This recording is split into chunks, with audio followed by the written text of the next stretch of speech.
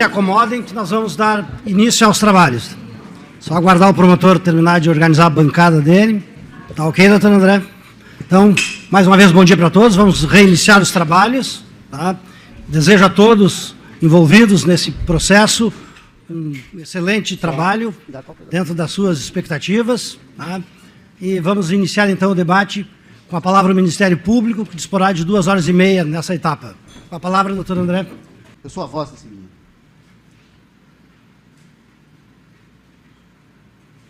E eu vim aqui para guiá-los à decisão, a instrumentalizá-los, a que vocês ouçam os pedidos de socorro do Miguel. É um processo, e um caso muito doloroso, né, que machuca mesmo quem tem um mínimo de humanidade, um mínimo de sentimento,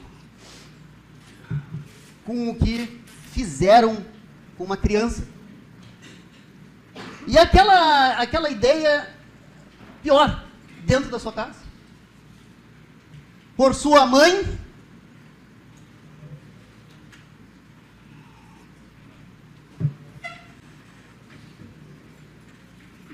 e matou, desde o início. E se eu dissesse aqui, hoje nós vamos julgar o crime de homicídio, com 3 qualificadoras, o crime de tortura e o termo de ocultação de cadáver. Desse período até esse período ele fez isso, e desse período a esse período fez aquilo. Mas eu não tenho dúvida que do início ao fim, mataram a alma dele. Um homicídio da alma, que veio aos poucos definhando, que vieram aos poucos sugando, negando a ele um amor, um carinho,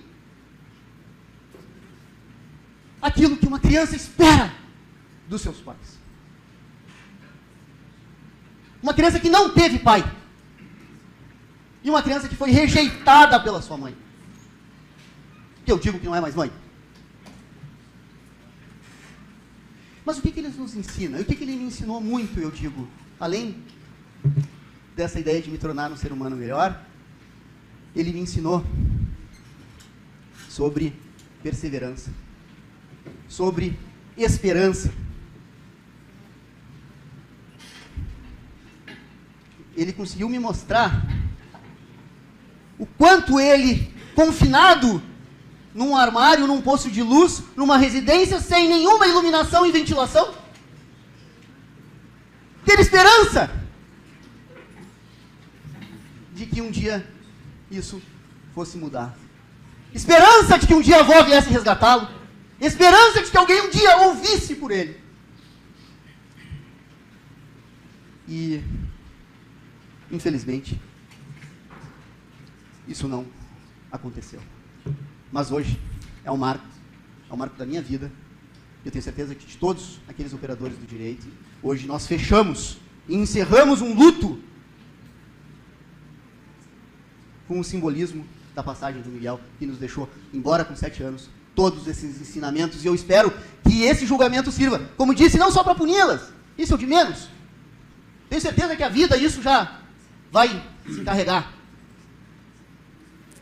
Mas que sirva como um alerta, como uma mensagem para que a gente proteja nossas crianças, para que a gente cuide das nossas crianças, para que a gente veja o quanto um ser vulnerável precisa de proteção, precisa de carinho, precisa de amor. E eu acho que essa é a mensagem mais importante desse julgamento. Muito mais importante. Que consigamos passar essa mensagem. Passar essa ideia. E o Miguel é um desses representantes que vai ser sempre lembrado por isso.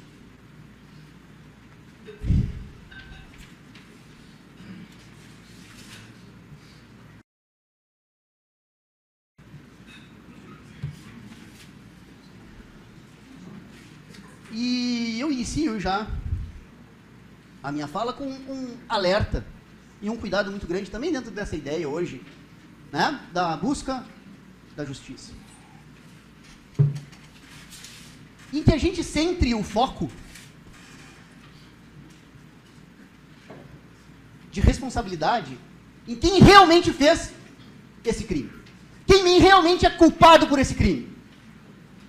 Que prestem atenção e foquem. Hoje o dia é disso.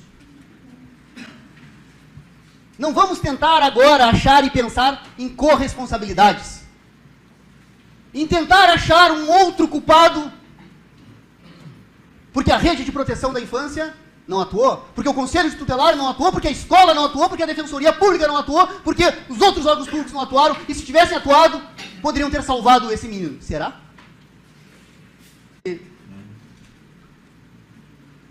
Se pode dizer, com o Nassim Taleb, a lógica do cisne negro,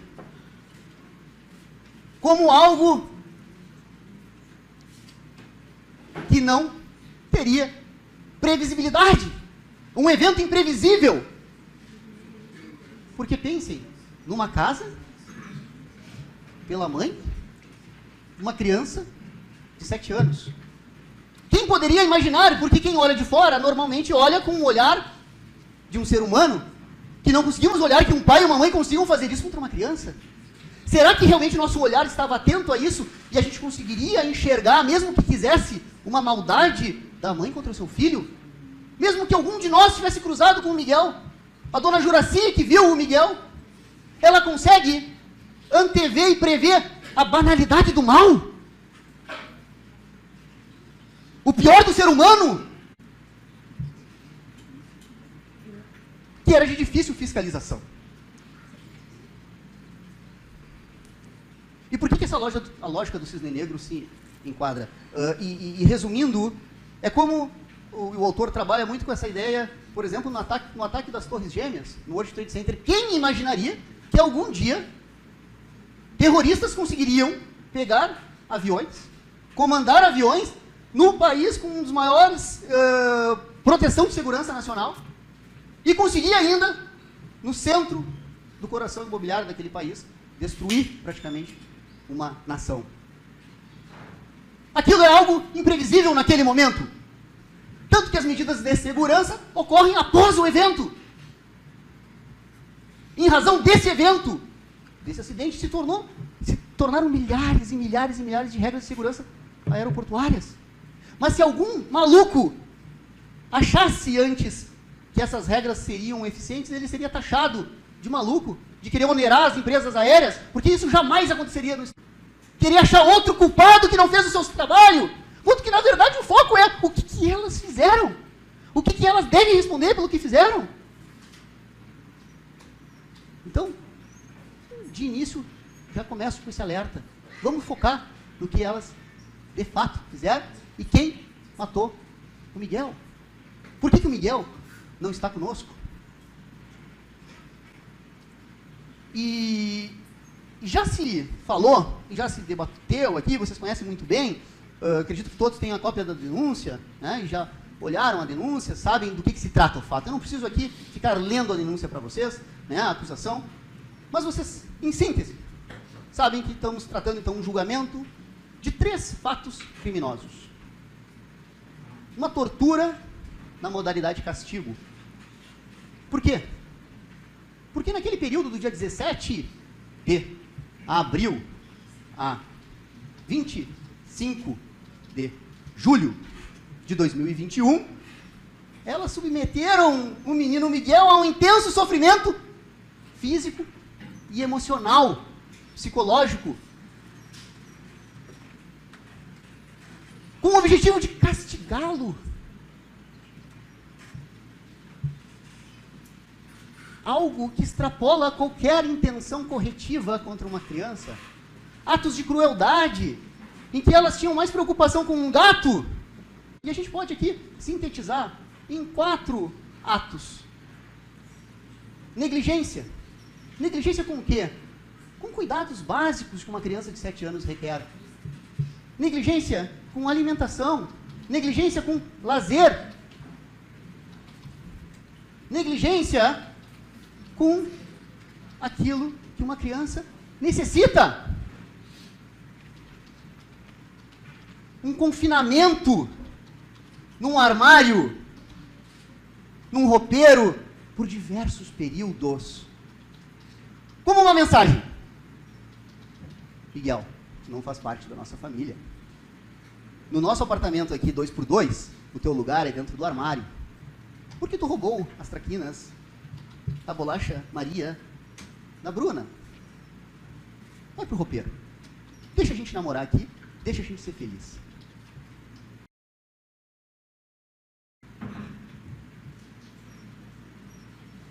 Num posto de luz, e eu falo com a maior tranquilidade do mundo, porque eu participei junto, na companhia, ao lado, sob a presidência do Dr. Antônio Hatz,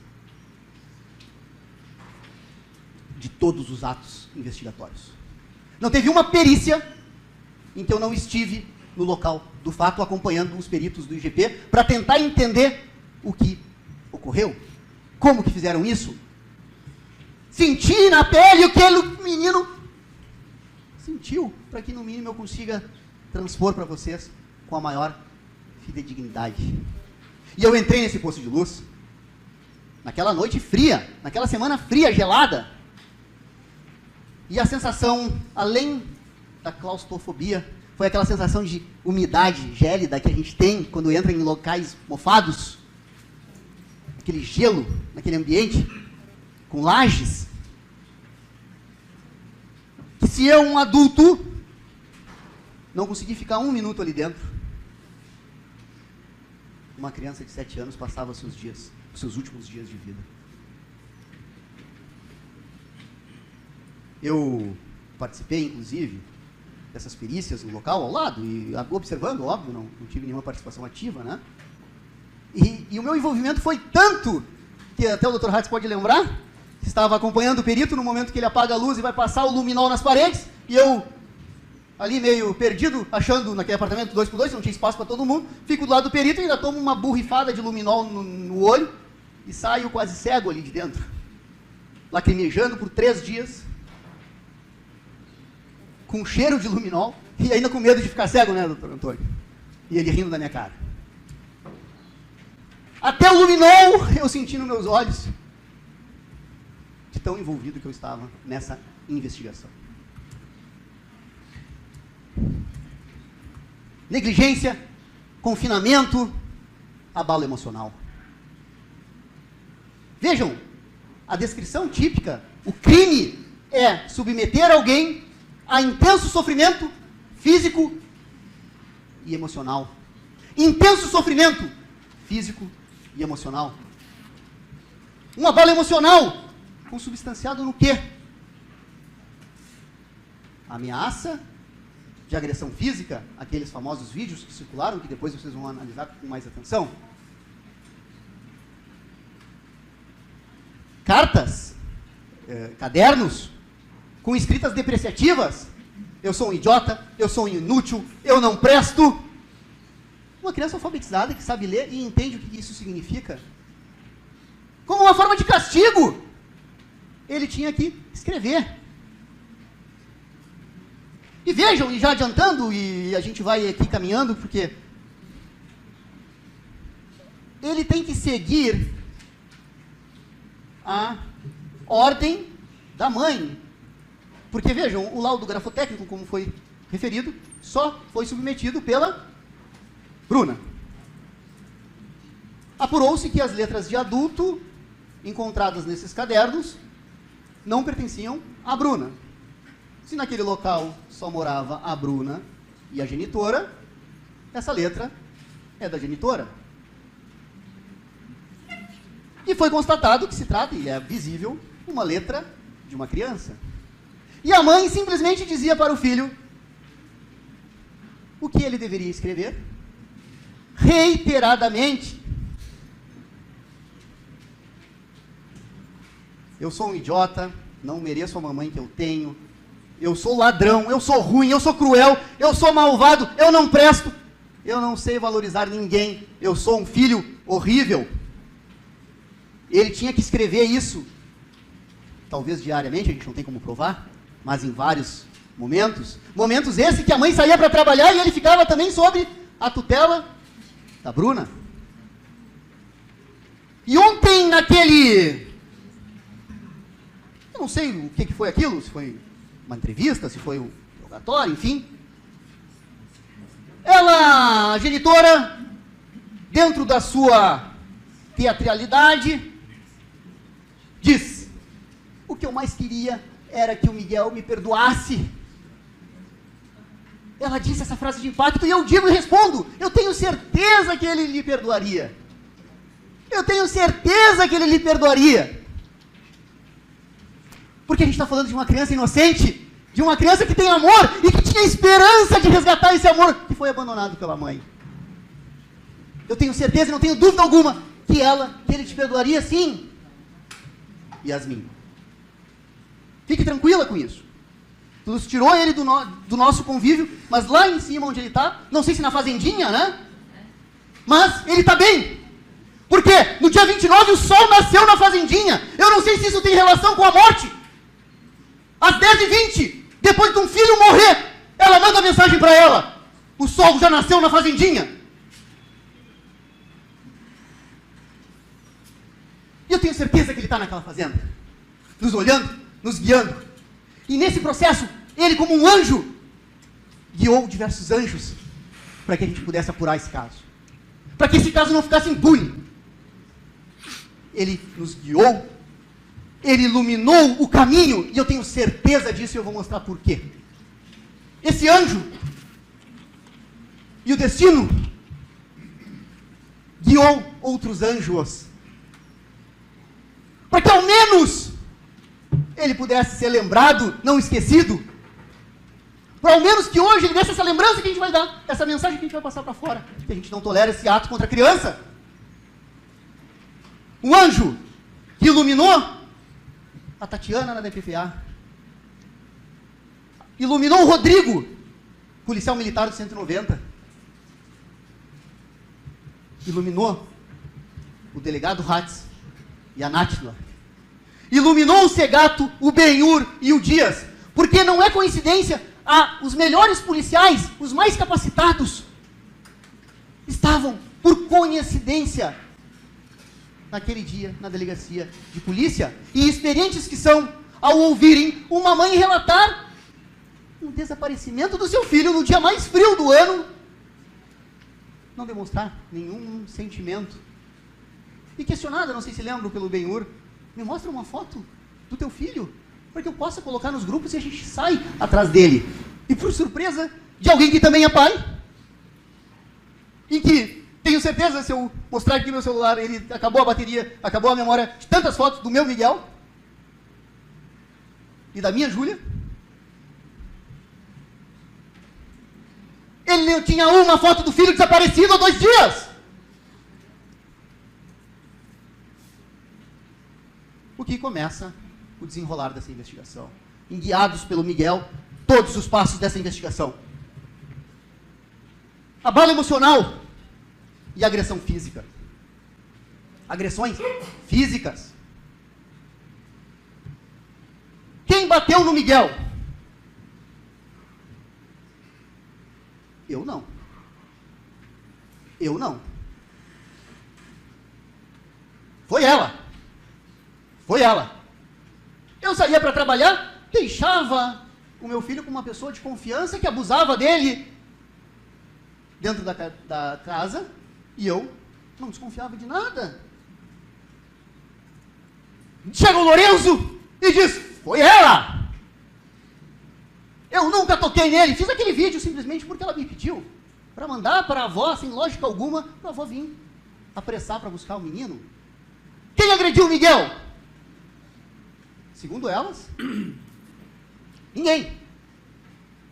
Porque uma disse que foi a outra disse que foi uma, a gente anula. Mas foram as duas. E isso vai ser devidamente demonstrado. As duas. Elas mentiram, como sempre mentiram, descaradamente. Tentaram manipular, como sempre fizeram, senhores e as senhoras. Mas agrediam, sim, ele. Não se contentavam só com o confinamento, não se contentavam só com um abalo emocional, não se contentavam só com a negligência, com a falta de alimento, com a desnutrição daquele menino que tinha asma, que tinha problema de saúde. Elas agrediam fisicamente. Até quando? E por quê? E esse é o ponto que vira a chave e que a gente vai trabalhar e demonstrar com relação ao homicídio, que é pontuado aqui na linha do tempo a partir do dia 26 até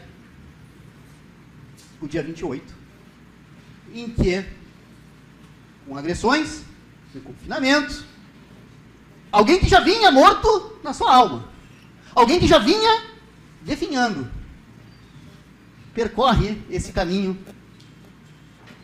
e talvez na falta de esperança de que essas agressões iriam um dia parar, aquela criança já desnutrida, já morta no seu espírito, chega a um ponto que o corpinho não aguentou mais, a ponto de caber naquela mala.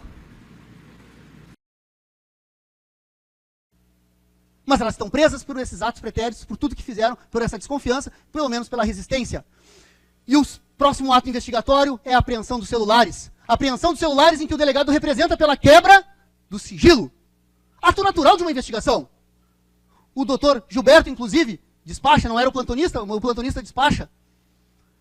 Autoriza e o delegado operoso vai aonde que ele disse?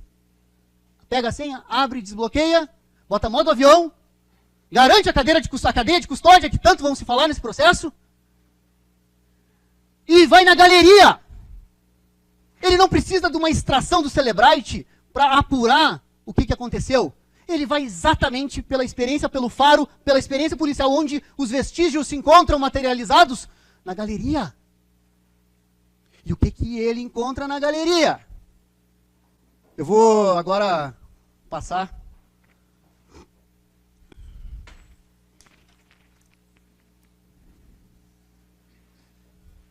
e lembrando, né, agora só um pouco da atenção para a gente sistematizar aqui. Só lembrando que quem é presa em flagrante naquele momento é a Yasmin.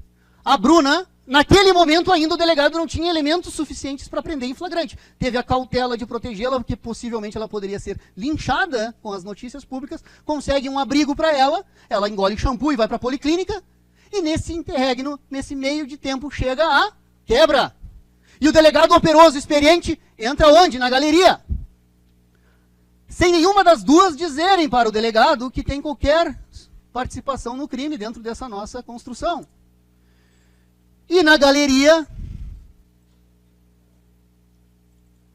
o delegado se depara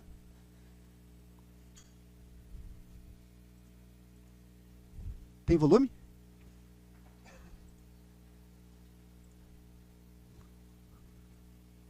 Aqui, tu se joga e dá com a tua cara no armário, sendo que comigo agora eu abri e tu botou teu pé direito pra sentar. É porque com ela eu acho que Bem, é a voz dele. ajuda. E quantas vezes tu já viu que ela não vai te ajudar? O porquê da insistência? É porque daí eu acho que daí ela vai cansar. Vai me levantar, me colocar aqui dentro pra eu sentar. Ela vai me levantar e me colocar aqui dentro pra eu sentar. Por que comigo aqui o dia inteiro que tu sabe que tu tá sozinho, tu tá me pedindo pra ir no banheiro? E durante a semana inteira que a tua mãe tá, tu não pede nem um dia pra ir no banheiro? É porque com ela eu tento me oferecer de todos os jeitos pra ela te dizer, não vou deixar ele Pra ela te dizer! Porque, olha, ele não consegue segurar o xixi.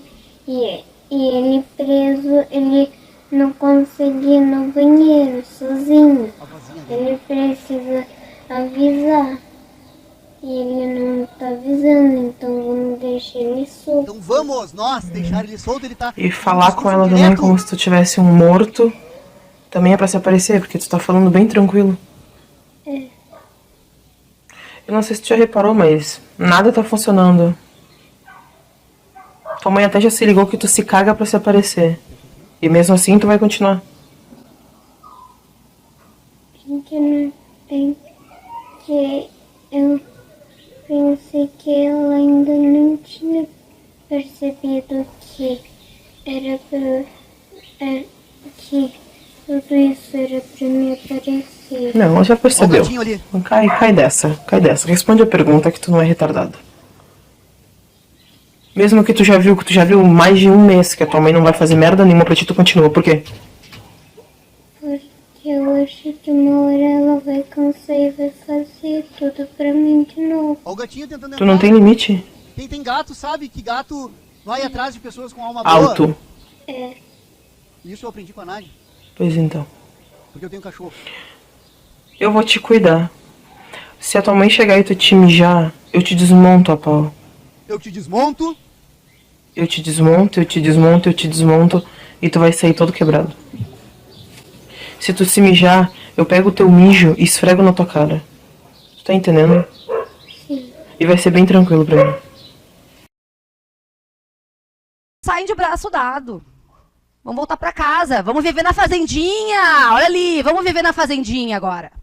Bem faceiras. E aí depois eu venho aqui e eu conto a história, doutor André. Que assim, eu tô arrependida. Eu não queria. Foi um acidente. Só que elas não contavam que elas iam cair em Tramandaí. Elas não contavam que elas iam pegar a brigada militar, elas não contavam que elas iam pegar a polícia civil, e elas não contavam que elas iam chegar aqui. E aí, o sol, acharam, né? Acharam que o sol ia nascer na fazendinha. Nada aconteceu, nada aconteceu. Nada aconteceu, né? Só a criança morreu, né?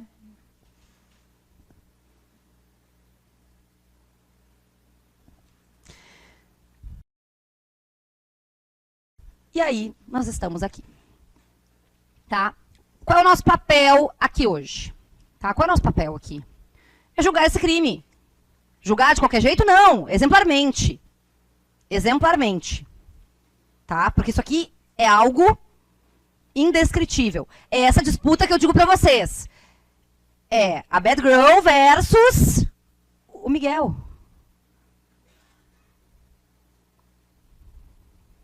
E aí, nós vamos ter que responder perguntas pro jurado, que nunca foi jurado. É assim que funciona. Ninguém vai saber como cada um de vocês votou, mas o voto de vocês é essencial. Cada voto é essencial. E vão ser feitas perguntas, sim ou não, sim ou não, sim ou não. Então, o Gilberto explica como é que isso funciona. Tá, o Gilberto tem os quesitos aí. Ah, vou mostrar, né? O que é mais fácil. Tá? Ó. Vão ser feitos quesitos. O que são quesitos? São perguntas, tá? Ninguém vai ficar sabendo como cada um votou, mas assim, ó, isso é bem importante, tá? Prestem bem atenção, questionem. Aqui eu fiz um esbocinho, né? Tem aí, Michael? Os quesitos? Tá. O que isso significa, tá? Tá, vamos falar uma coisinha antes, tá? Que é bem importante. Questão das penas, tá? O que eu tô pedindo aqui? Eu, doutor André, o Ministério Público, tá? Nós estamos pedindo a condenação integral. Todos os crimes da denúncia, tá? O que é o crime de tortura? O crime de tortura é o que está descrito na denúncia ali, tá? Vai ser uma pena de reclusão de 2 a 8 anos, vai ser fixada. Tem ainda a questão ali do aumento por ser contra a criança, tá? Qual é o ponto de divergência entre acusação e defesa? O ponto de divergência é aqui. Elas alegam que isso foi um acidente. Isso aqui tudo é um acidente. Assim, ó, a gente não queria pegar um corpo torturado 90 dias e matar. A gente não queria. É que assim, ó, ele morreu por um evento da natureza, né? Não sei o que aconteceu. A Bruna estava no cubículo do apartamento e ela nem viu. Ela não sabe de nada porque ela ficou na sala. Vocês têm noção que elas testemunharam essa criança morrendo na frente delas? assistiram. Não, eu não quero assistir, bota no armário. Bota no armário porque assim, ó, me incomoda assistir isso aí. Não quero assistir, isso aí também não. Morre sozinho no armário, trancado, para não incomodar.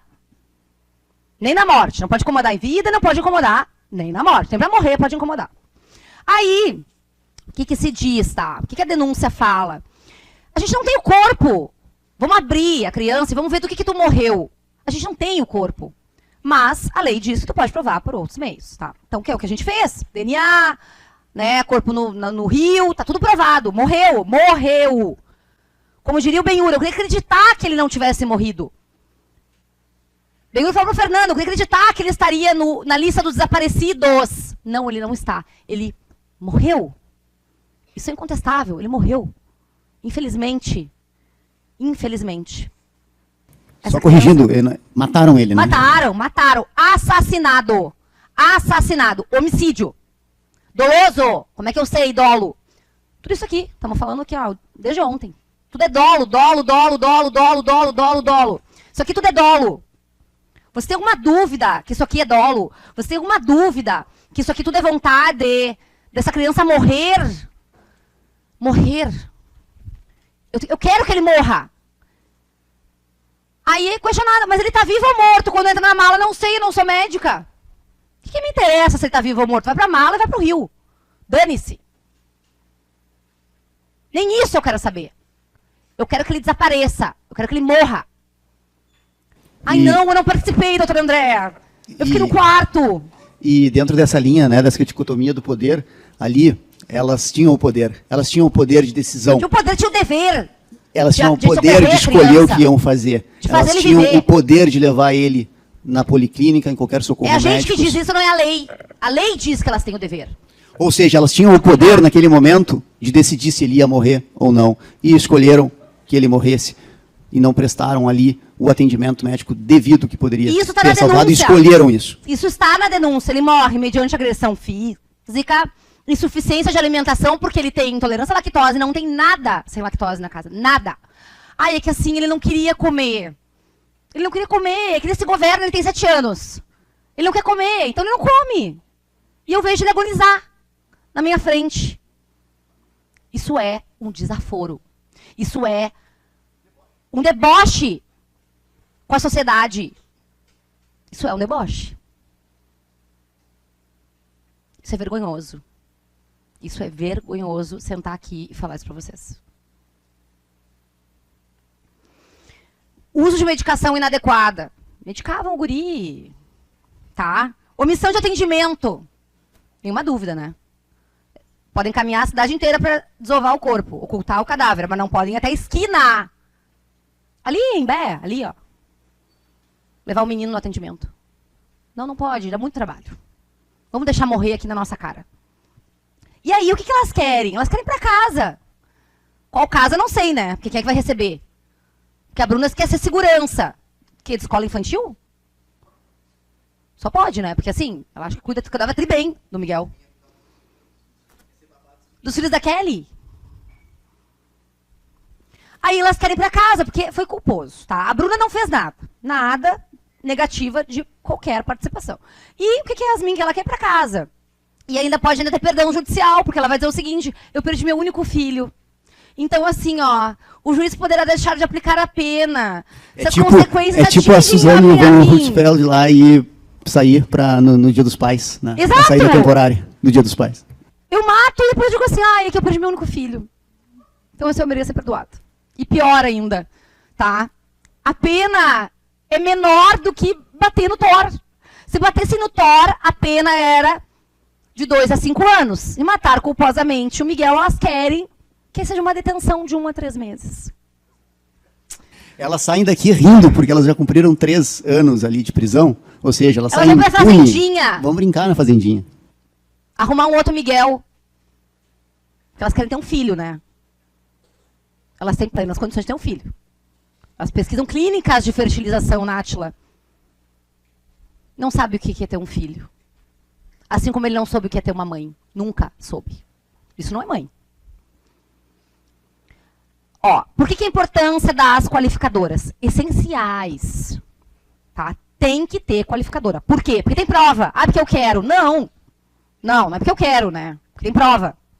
Tá? Cadê a prova? Tá nos autos. Diz a defesa aqui que 30 mil páginas. Meu Deus do céu. Polícia Civil, olha, tô pra história isso aí. 30 mil. Eu acredito que só de conversa, o doutor André, acho que leu umas 10 mil páginas, só de diálogos delas. Aí, o que acontece? Motivo torpe. O que é o motivo? Por que tu faz isso? Tu faz isso porque elas mantinham um relacionamento e o guri é um entrave. Tirei da minha cabeça? Não. A Bruna diz pra amiga Yasmin, o meu relacionamento acabou, o guri é um lixo. A Yasmin, essa aqui, vai ficar com o filho lixo. Em detrimento de mim. Até que elas fazem as pazes e dizem, não, vamos ficar juntas. Vamos ficar juntas, nós duas. E vamos matar o Miguel. É nossa prova de amor. Nosso pacto de fidelidade uma com a outra. Tá? É esse o motivo. Relacionamento das duas, desprezo com a vítima, responsabilizam a vítima por prejudicar, o guri atrapalha, elas querem transar quietinha, numa boa, o guri não pode atrapalhar. O guri tá atrapalhando. Vamos entregar pra avó? Mentira, mentira. Como é que tu vai entregar isso que sobrou pra avó? É mentira, nunca quis entregar pra avó, nunca. O menino é contar. Se ele fosse pra avó, ele tinha contato com a avó. Ele poderia falar com a avó. Por que ele não podia falar com a avó? Porque a gente não tem internet. A gente não tem internet. Mentira. Mentira. Tinha internet. Sempre que tiveram internet, se falava o dia inteiro. Com elas e com o mundo, né? Porque comunicavam com o estado inteiro. E quem botava os créditos era o banco, né? Isso tá nas conversas. O Tadeu bancando toda a farra. Porque isso aqui pra elas é uma farra. Aí, se não reconhecer as qualificadoras que estão provadas, estão provadas. O motivo é esse, elas tinham um relacionamento, o relacionamento entra em crise, tá? Eu vou embora, a Bruna diz isso, eu vou embora. Acabou. Virou 26, começa o homicídio. 26, o menino começa a ser sentenciado à morte. Ele precisa morrer. E aí, então, o homicídio começa a acontecer. E aí, como é que elas fazem isso? Né? Elas fazem com meio cruel, dando medicação, dopando o guri, privando dos cuidados necessários, tá? Causando nele um sofrimento. Vocês têm noção o que essa criança sofreu? Isso nunca... Eu disse para o André, esse caso, de uma forma horrível, vai entrar para a história como sendo um caso a ser estudado. De crueldade, tá? Por isso, meio cruel. Crueldade, meio cruel. Tá? Sofrimento desnecessário. Queria matar o guri, matasse. Não, tem que sofrer. Falta de piedade. A gente tem que ficar assistindo ele morrer. Assistindo. Aí, ainda tem uma outra qualificadora, mediante recurso que dificultou a defesa da vítima. A criança está debilitada, torturada, há 3 meses. Sobrou nada. Dignidade não tem... A voz nem sai mais. Tá? E aí eu faço o quê? Tá? Já estava torturado e eu ainda forço o menino a tomar mais medicação. Tá? A criança não tem mais força nem para gritar. No início ele tentava dizer, eu vou chamar a polícia, né? Tentava mais. Não tinha mais força para isso. Acabou, sucumbiu. Crime contra a pessoa menor de 14 anos, demonstrado pela certidão de nascimento. E também contra descendente, demonstrado pela certidão de nascimento. Questão em conteste. Tá? Então, assim, ó, as 3 qualificadoras. Motivo torpe, meio cruel, recurso que dificultou a defesa. Tá? Aqui eu tinha feito uma simulação, elas são primárias, né? Então vamos sair mais rápido, mas o máximo que a gente puder deixar lá dentro, porque o perito diz ali, né, o médico, né? Bruna é perigosa. Perigosa. Pra quem?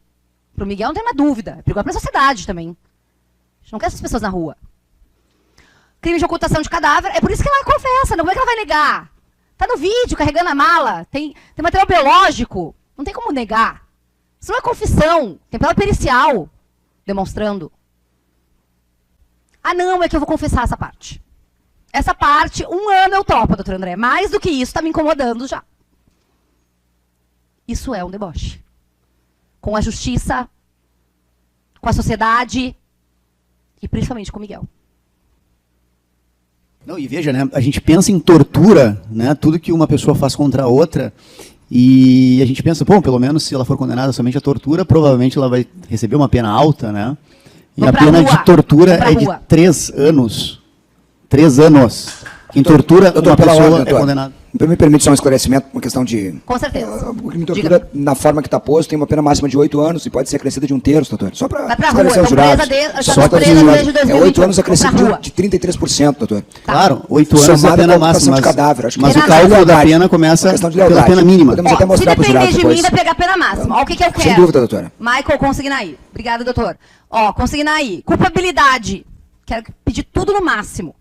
Excede muito o comum. É normal tu torturar uma pessoa assim? É normal tu matar uma pessoa assim? É normal tu ocultar uma pessoa jogando ela no rio em 29 de julho? Pior frio da história? Botando ela numa mala? Não. Essa atitude extrapola.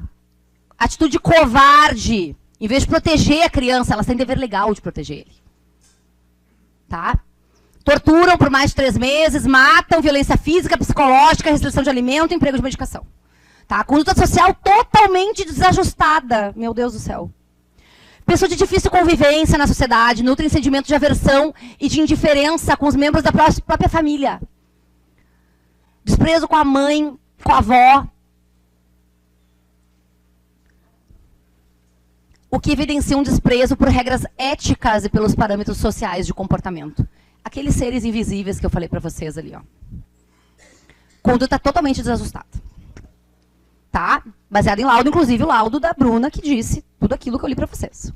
Personalidade totalmente desajustada, meu Deus do céu. O que é isso? Temperamento agressivo. Agressivo. Armário, poço de luz. Autoritário. Vai escrever no caderno. Vai escrever. Total domínio sobre a vítima está sucumbida.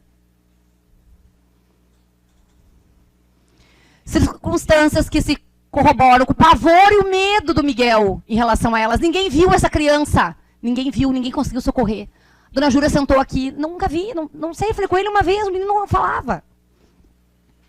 Brutalidade, covardia, frieza emocional, senta aqui, representa. Representa. Representa. Atriz do pior tipo de filme de terror que eu já vi. Comportamento calculista, interesseiro. Manda o banco pagar. Manda o banco comprar a corrente. Compra uma coisa pra ti. Não vai gastar com a corrente pra prender o Miguel. Não. Vamos lá comprar uma bota. O menino tá ali. Vamos lá comprar uma bota. Olha aqui. Ai, doutor André. Sério, gente, isso aqui é nada. Dia 27, a criança tá morrendo já. Compra uma bota de R$279 ali no Carlão. Provado nos autos. Interesseiras, insensíveis, as duas. Sempre as duas. Tira uma delas dali pra tu ver. Não tem crime nenhum. Bruna, incidente de insanidade, tudo demonstrado. Técnica de manipulação e teatralidade. Meu Deus do céu. Senta aqui, segura a mão. Vou contar toda a verdade. Hoje eu vou contar a verdade. Não sei, a defesa conseguiu fazer lá. Confessar. Mudou, agora não. Não. Eu vou me dar bem. Como é que eu vou fazer para me dar bem? Quero me dar bem. Dane-se o Miguel. Dane-se para mandar aí. Dane-se a justiça. Dane-se. Quero me dar bem. Aí eu choro. Não caiu uma lágrima. Meu filho desapareceu, não caiu uma lágrima. Agora morre. Chega aqui e morre chorando. A Bruna contou tudo aquilo que você ouviu, não caiu uma lágrima. Nada. Nenhuma lágrima, nenhuma... Gente, eu chorei. Quem não chorou vendo tudo isso? Quem não chorou? Elas não choram. E aqui, finalizando essa fala, caiu como uma luva e talvez emitida por o menino Miguel, uma mensagem de um poema de Casimiro de Abreu, meus 8 anos. E Miguel tinha 7 anos. E é um momento que Casimiro de Abreu rememora a sua infância. Quando adulto, com cheio de problemas, ele rememora tudo que ele teve. E mais ou menos, e claro que eu não sou um declamador de poema, mas é isso eu tenho que relatar para vocês. Ó, que saudade que tenho da aurora da minha vida, da minha infância querida, que os anos não trazem mais. Que amor, que sonhos, que flores! Naquelas tardes fagueiras, à sombra das laranjeiras, debaixo dos laranjais. Como são belos os dias, do despontar da existência, respira a alma inocência, como perfumes a flor. O mar é lago sereno, o céu, um manto azulado, o mundo, um sonho dourado, a vida, um hino de amor. Que auroras, que sol, que vida, que noites de melodia, naquela doce alegria, naquele ingênuo folgar. O céu bordado de estrelas, a terra de aromas cheias, as ondas beijando a areia e a lua beijando o mar. Ó, dias da minha infância, ó, meu céu de primavera, que doce a vida não era nessa risonha manhã? Em vez das mágoas de agora, eu tinha essas delícias da minha mãe, as carícias e os beijos da minha irmã.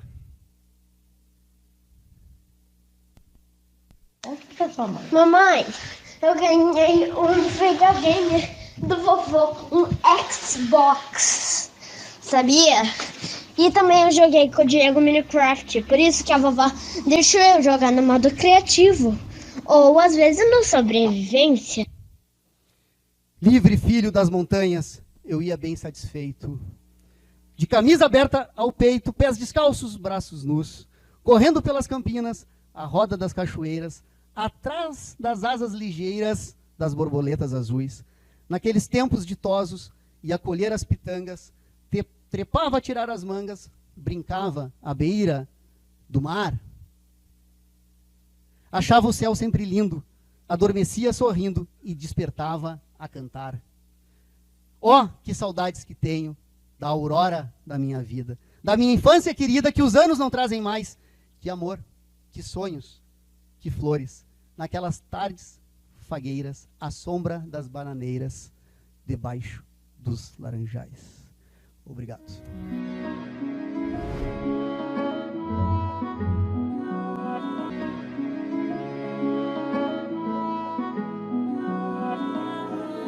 Então nós vamos dar reinício, então, a recomeçar o debate com a palavra, a defesa de Yasmin. Houve um ajuste, doutora, com relação ao tempo que vai ser utilizado pelas defesas.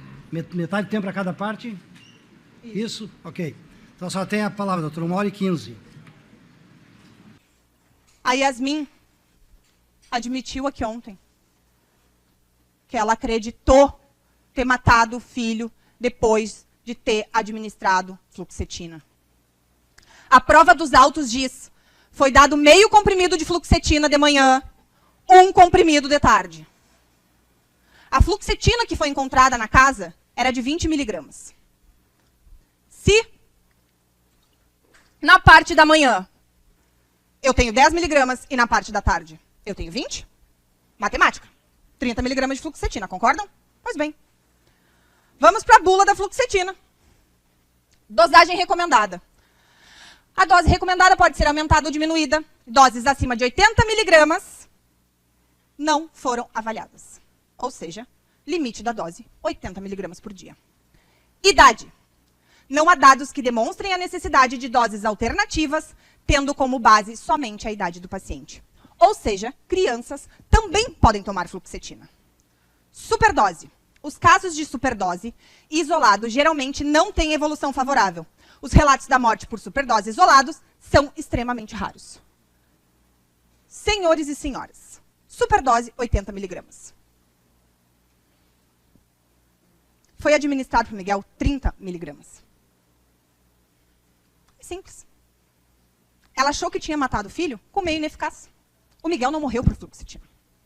E assim como o delegado queria que tivesse encontrado o Miguel, eu também queria. E a Yasmin também queria. E diferente do que foi colocado aqui, para mim o único ato de coragem que a Yasmin teve nessa droga de vida foi ela ter ido até a delegacia, porque sim, eu acredito que ela queria desesperadamente, dentro do arrependimento dela, que eles encontrassem o corpo do Miguel para que ela pudesse se despedir. E aí sim, talvez ela descobrisse de que forma realmente o filho dela morreu. Porque eu não acredito que tenha sido com fluoxetina. E quando eu falei isso pra ela, o desespero dela era maior ainda porque ela pode sim ter jogado o filho dela no rio vivo.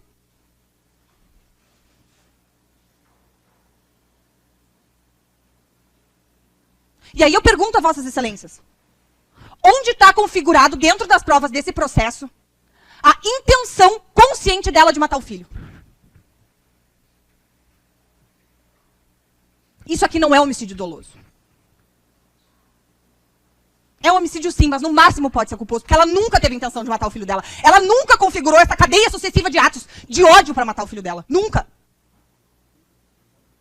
Deve ser responsabilizada por todas as merdas que fez? Deve. E eu não vou tirar e não vou passar pano pro que ela fez. Mas a lei precisa ser cumprida. Isso está errado. Não é assim que funciona. Forma é garantia. O que está na lei a gente precisa cumprir. E não existe prova dentro desse processo que diga que sim. Ela planejou, ó, eu não aguentava mais só torturar. Como é que eu vou matar meu filho? Vou dar uns tapas nele na segunda, vou repetir os tapas na terça. Na quarta ele vai acordar mal, eu vou socar-lhe um monte de remédio, não vou socorrer ele. E aí depois eu vejo o que eu faço. Mais do que isso, foi dito aqui também. Ela podia simplesmente ter ficado dentro da casa dela bem quietinha. Ela já tinha despachado o corpo do filho. Ela podia registrar o desaparecimento quando ela quisesse. Só ficava mais fácil de ninguém encontrar o Miguel. Não é lógico eu ter a intenção de matar meu filho, ser odioso, e num ato de coragem, porque foi coragem. Porque ela sabia que ela ia ser presa, ela sabia o que ela tinha feito. E ela até meia dúzia de dias atrás acreditava que ela tivesse matado o filho dela com fluoxetina. Se está tudo feito, tudo armado, tudo planejado, executado direitinho, por que eu vou na delegacia para ser presa? Onde está a intenção e a consciência desse ato? Não tem. Deve ser condenada pelo homicídio? Deve, mas homicídio culposo, não doloso. O dolo direto, a intenção dela, essa cadeia sucessiva de atos passa muito longe do que Yasmin fez. Muito longe. O que existe dentro do processo desde o início? Relatório da polícia. O que se pode presumir é que não resta dúvida que presunção não pode gerar condenação. Presunção sem prova de dolo não pode servir para condenar ninguém pelo que eu quero, pela prova seletiva que eu escolho, o que mais me beneficia. Não pode. É com esses olhos que a gente quer ver qualquer um dos nossos sendo julgados. Não pode. O processo tem que ser o mesmo para todo mundo. Não interessa o que se fez. Tem crime mais grave, sim. Tem crime menos grave, sim. Mas o código é o mesmo para todo mundo. E ele precisa ser aplicado o tempo todo. De novo. Foi ministrado medicamentos que possivelmente, não se tem certeza, Miguel foi descartado como um lixo. Que significava? Olha ali, ó. Quem tira essas conclusões? 2 escrivãs da polícia. Conclusões que passam a se tornar verdade. E a partir disso, o Ministério Público precisa sim, por um trabalho realizado pela polícia, vir aqui sustentar. 13 de agosto esse documento foi assinado. 13 dias para essas conclusões. Ocultação de cadáver, senhores. Incontestável. Ninguém contestou em nenhum minuto. Em nenhum minuto a Yasmin veio aqui e disse que ela não ia assumir a ocultação de cadáver. Ela contou que ela vestiu o menino, que para ela a mala era sim o caixão do filho dela. E eu não tenho por que duvidar disso. É horroroso? É. Tem que ser condenada? Tem. E a gente não vai contestar essa acusação do Ministério Público. Ela merece ser sim condenada pela ocultação do cadáver do filho dela. A parte, a gente faz o registro daí, tá, doutor? Não, se o senhor fizer o registro não tem problema. É que eu tenho pouco tempo, né, doutor? Se for registrado, concedo, sem problemas. Registra e aí somam. É só até um esclarecimento desses 50 dias que a senhora conversou com ela, né, a respeito... Obrigada, doutor. Não, é mais a título até de esclarecimento dentro desse tempo que a senhora... Claro, fica à vontade, doutor. Se ela explicou, se teve a oportunidade de explicar. Tá, obrigado. Sim, desculpa. se nesse período de 50 dias que a senhora disse que teve contatos contínuos com ela, se em algum momento ela chegou a explicar para a senhora do porquê o rio e não enterrar, por exemplo, com essa mala, com o caixãozinho dele. Doutor, quando ela me disse que ela tirou o filho dela no rio, como o senhor já mesmo disse, é horroroso demais para eu ficar perguntando por quê. Dentro da cabeça dela, foi o que ela... Eu não perguntei. Não perguntei e, sinceramente, dentro do ato horroroso, não me interessa por que da escolha dela. O que me interessa é que ela assuma o que ela fez. E isso ela assumiu. Por quê? Isso vai ficar na consciência dela pro resto da vida. Uma mãe que odeia e planeja a morte do filho vai à defensoria lá em junho e pede para passar a guarda. Dentro desse evento no processo, a gente tem o registro de pelo menos 17 procuras da Yasmin com a defensoria em 37 dias. Se eu planejei, arquitetei e executei a morte do meu filho com tanta frieza, por que por 17 vezes eu tenho tentado contato com a defensoria para entregar ele para a avó? Ah, porque ela encheu o saco do nada e resolveu matar a criança. Existe uma menção que só no dia 28/7, que foi o dia da morte do Miguel, ela tentou contato às 9h17 da manhã e de novo às 14h14. 2 vezes. Se eu quero matar meu filho, se eu planejei matar meu filho, se o meu filho já está morrendo dentro do armário, por que eu vou chamar a defensoria 2 vezes? Não faz sentido. Gustavo. Vou passar a palavra, então, ao Dr. Gustavo e ele vai encerrar as nossas explanações com vossas excelências. Muito obrigada por enquanto. E nesse segundo depoimento as coisas mudam. Assim como mudam no terceiro, assim como mudam no quarto. Mas o texto da denúncia é feito, e muito, com base no segundo depoimento.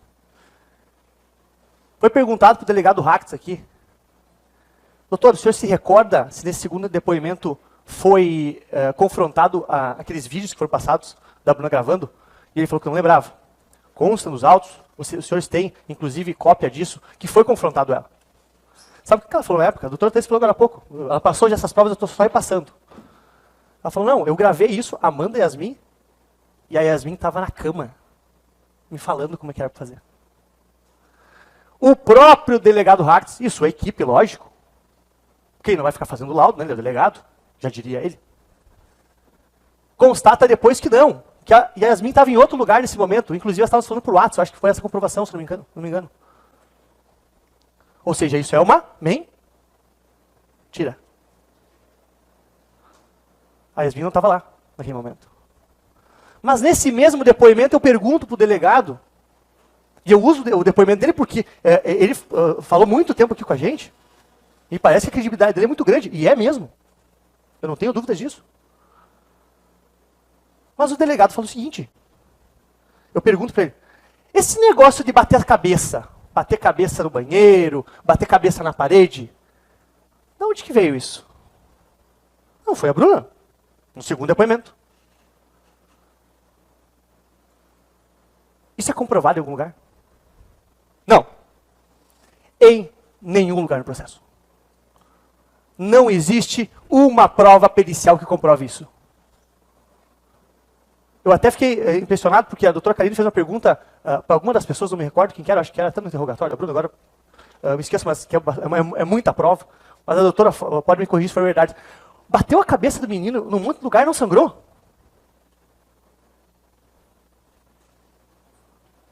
Não tem sangue nenhum em nada. Volume de sangue na mala. Então isso me conduz mais uma vez a falar que isso não é verdade. E por que a Bruna estaria mentindo, excelências? Por que ela estaria mentindo? Pelo mesmo motivo porque Yasmin foi até a delegacia mentir. Daqui a pouco forjar o desaparecimento mesmo. Que é um instinto primário de autodefesa. Que eu vou aqui, de alguma forma, falar, olha, não pode fazer. A situação dela, excelência, naquele momento, eu não sei. O que eu sei é que no primeiro depoimento que a Bruna presta, sem instrução, sem falar com o advogado, no segundo estava com o advogado, no terceiro também, no quarto também, no quinto também, não sei quantos foram, 4, 5, 4 pelo menos. Mas no primeiro, sem advogado, sem orientação, ela fala uma frase que me parece muito engraçado dela pegar e inventar. Ela fala o seguinte, que após o todo ocorrido, a Yasmin fala o seguinte, ninguém vai acreditar que eu não matei meu filho.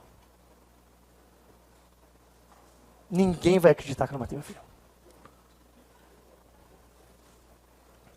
Eu fico me perguntando se essa é a frase de alguém que quer matar o filho.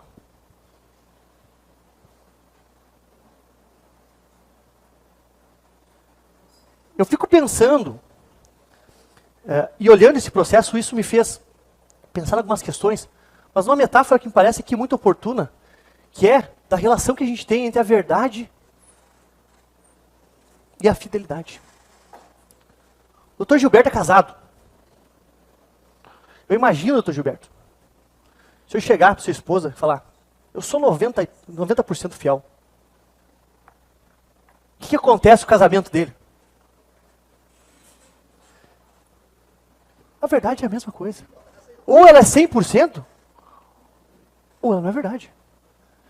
E o testemunho que Bruna, que é usado de base para denúncia, de cabeça batendo por um monte de lugar, dessas datas que é feito aquela estradinha do doutor, a cronologia do doutor, a cronologia dos fatos, a ordem, a cronologia dos fatos, parece. Linha do tempo, isso, doutor. Obrigado. Hã? Entendeu? Linha do tempo, doutor. Linha do tempo. Hã? Não, vai trabalhar, doutor. Aquela linha do tempo, ela é baseada no quê? No depoimento de Bruna. De Bruna. Ou seja, como disse o delegado Hacks aqui, o que era crível e me servia, eu uso. O que não me serve é mentira. Não houve, de forma alguma nesse processo, atos, e aqui eu vou ler exatamente como constou na denúncia, uma cadeia sucessiva de atos que foram até o óbito, resultaram no óbito. Excelências, quem quer matar, mata. Quem quer matar, mata. Naquela presunção, demorou 2 anos, 2000 anos, para ser descoberta. Que não demore tanto nesse processo. A defesa pede a condenação. Façam justiça. Estabeleçam a sentença. Mas não extrapolem o limite do justo. Ainda mais num processo em que, repito, prova desse dolo direto que tanto que a acusação não existe. Muito obrigado.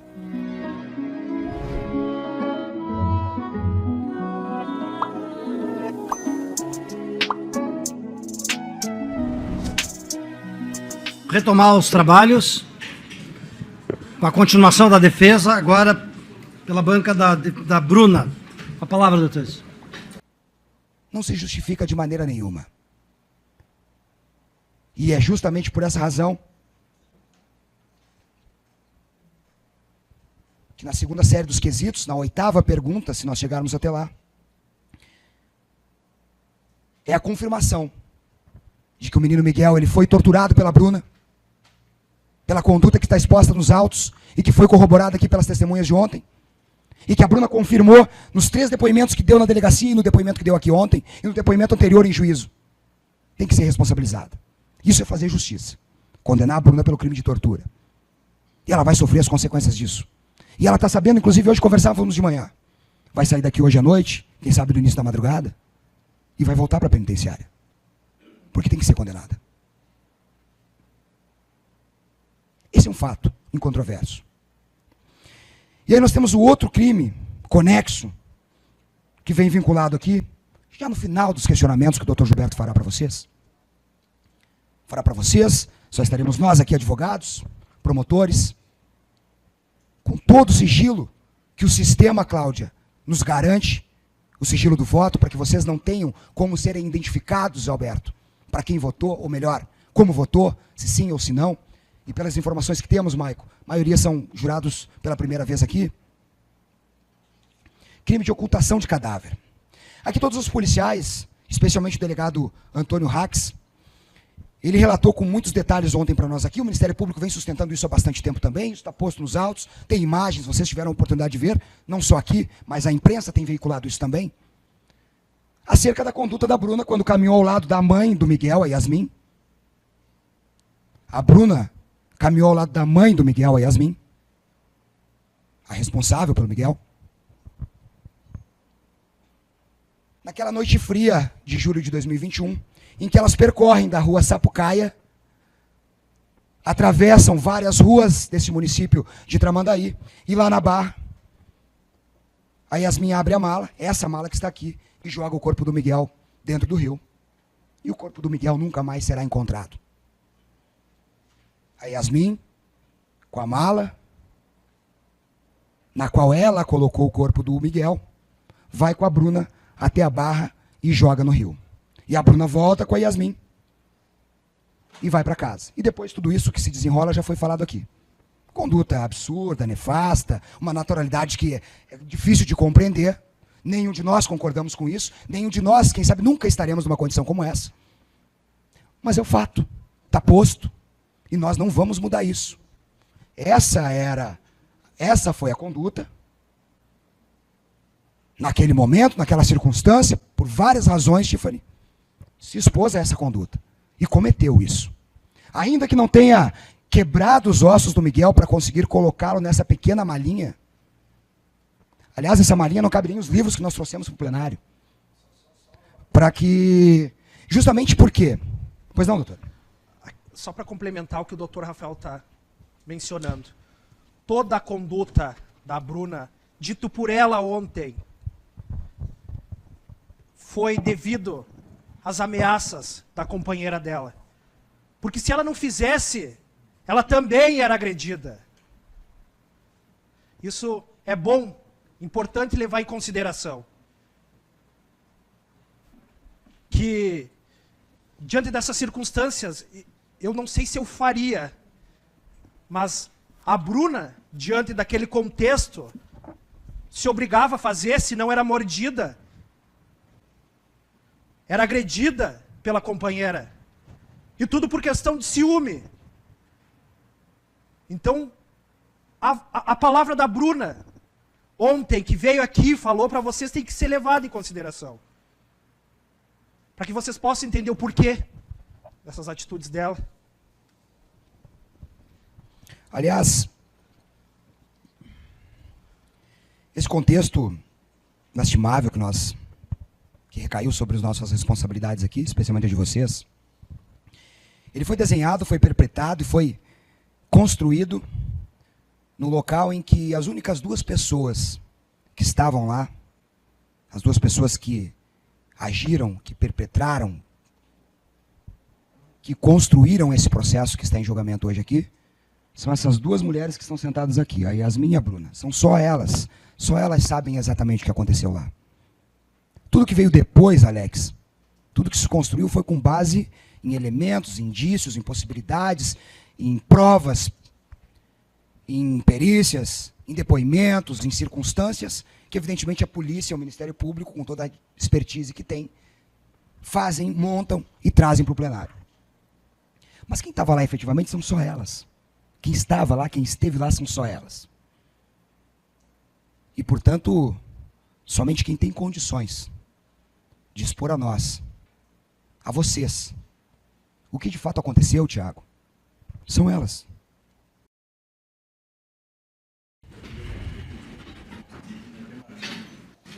Muito obrigado, doutor Gilberto. Uma pausa merecida aqui para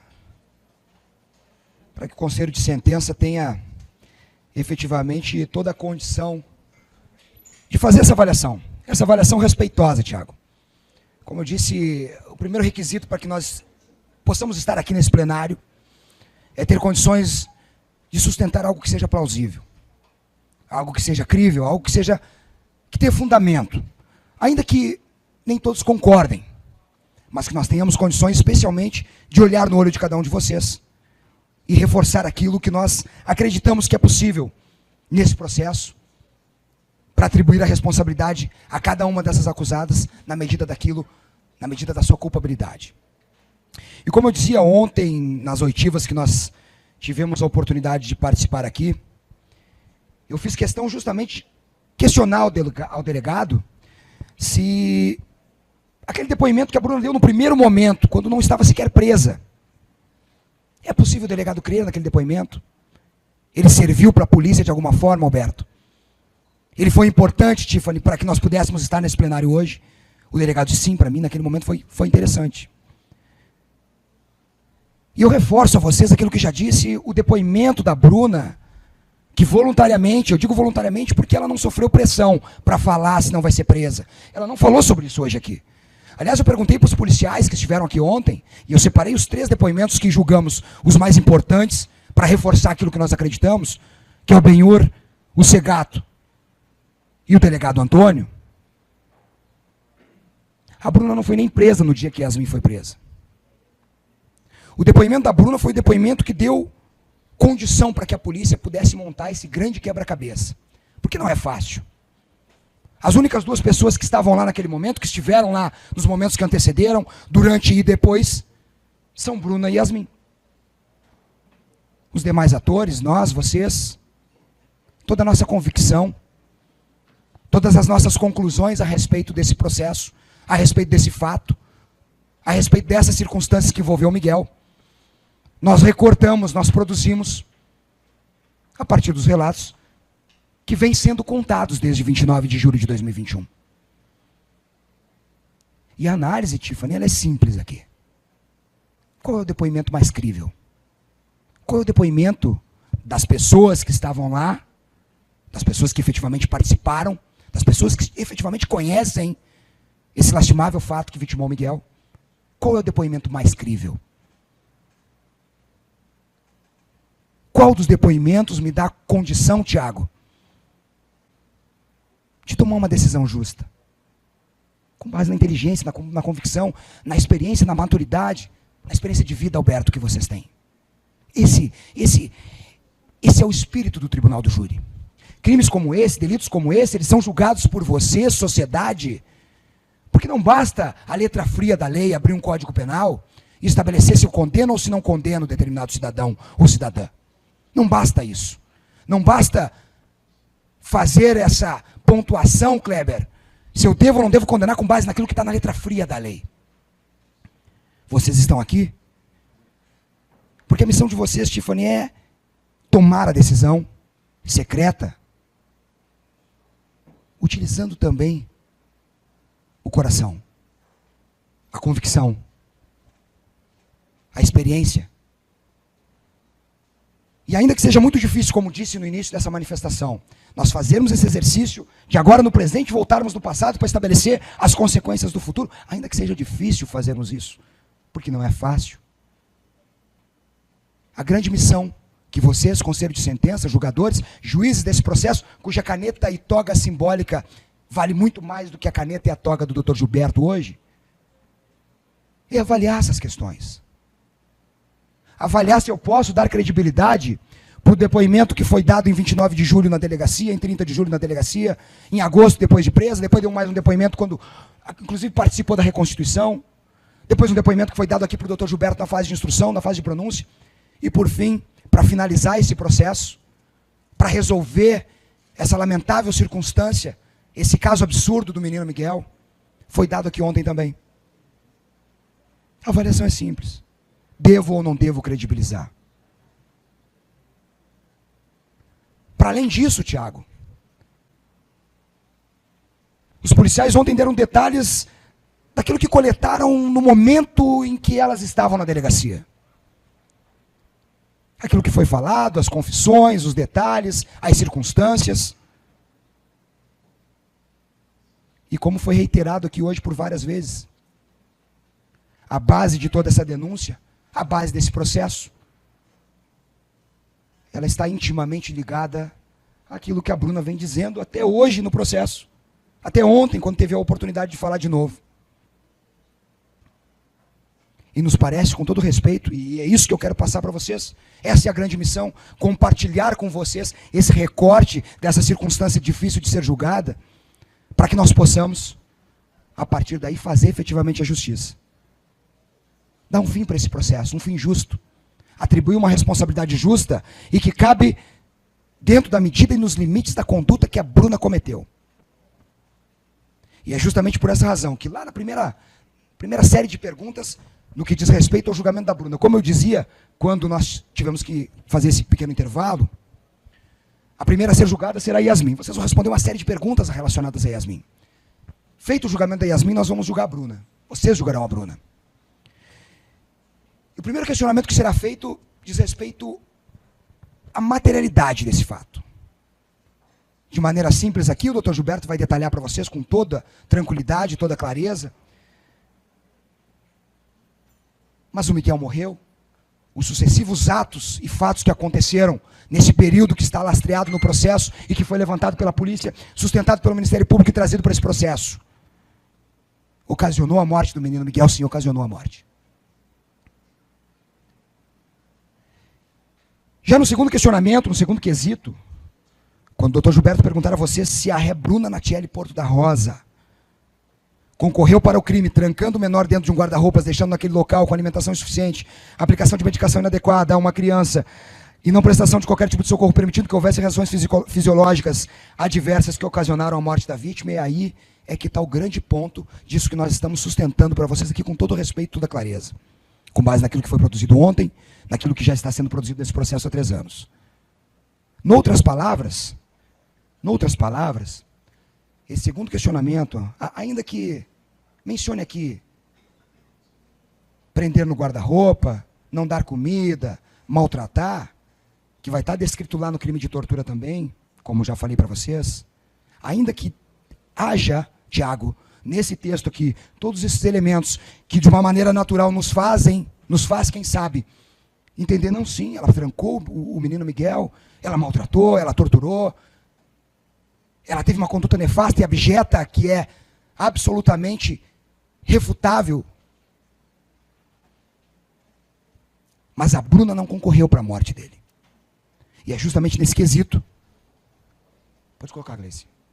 É justamente nesse quesito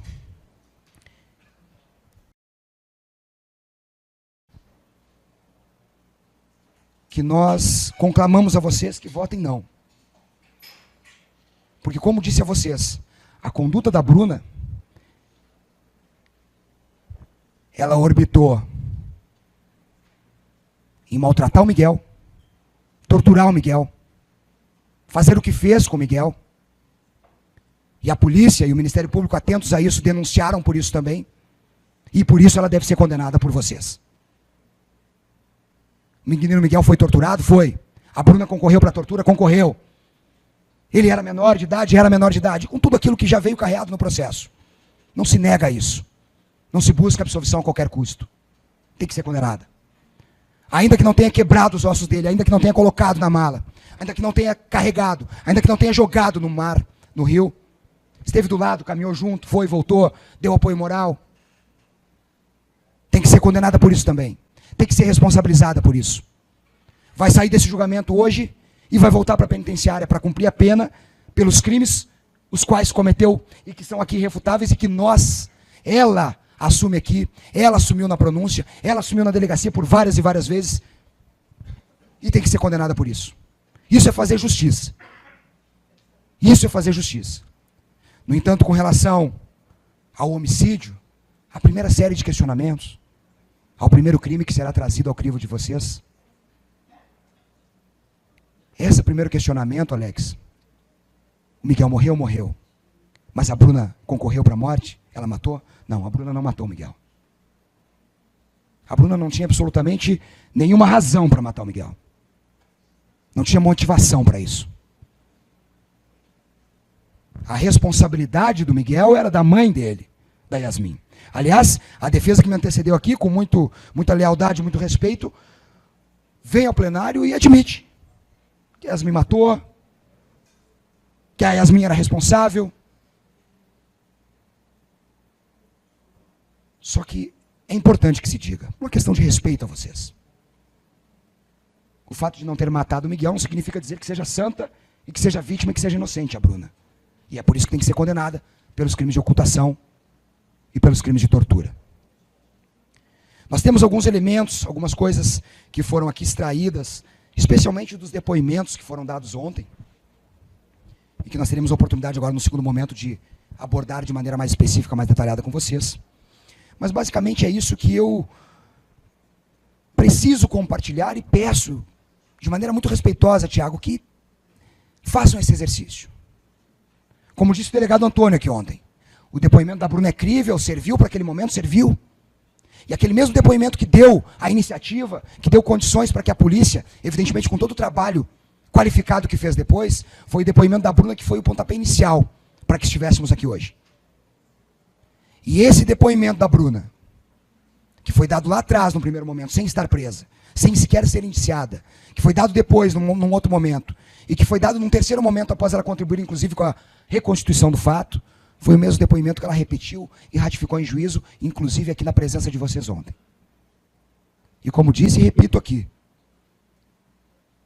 a pergunta que vocês não vão responder agora e vão responder depois, quando perguntados, quando estiverem com as duas cédulas de sim ou não, é simples. Eu posso credibilizar o depoimento dela? Posso acreditar? Assim como a polícia levou em consideração, assim como o Ministério Público levou em consideração? Posso entender que ela tem que ser condenada pela ocultação, tem que ser condenada pela tortura, mas que ela não matou o Miguel? Essa é a reflexão que eu faço a vocês. Não se sabe se aconteceu há séculos, há pouco, ou se nunca aconteceu. Na hora de ir para o trabalho, o lenhador descobriu que o machado tinha sumido, Alex. Observou o vizinho e comprovou que tinha um aspecto típico de um ladrão de machados. O olhar, os gestos, a maneira de falar, tudo, Tiffany, eram circunstâncias típicas de um ladrão de machados. Alguns dias depois, o lenhador achou o machado que estava perdido num canto qualquer em sua própria casa. E quando tornou a observar o vizinho, comprovou que aquele mesmo vizinho não se parecia nada, e nem um pouco, com um ladrão de machados. Nem no olhar, nem nos gestos, nem na maneira de falar. Senhoras e senhores, eu agradeço imensamente a atenção, a disponibilidade, extremamente extenuante estarmos aqui hoje. Especialmente a vocês, que tem que ficar sentados aqui, Alberto, ouvindo todo mundo falar, por muitas e muitas horas.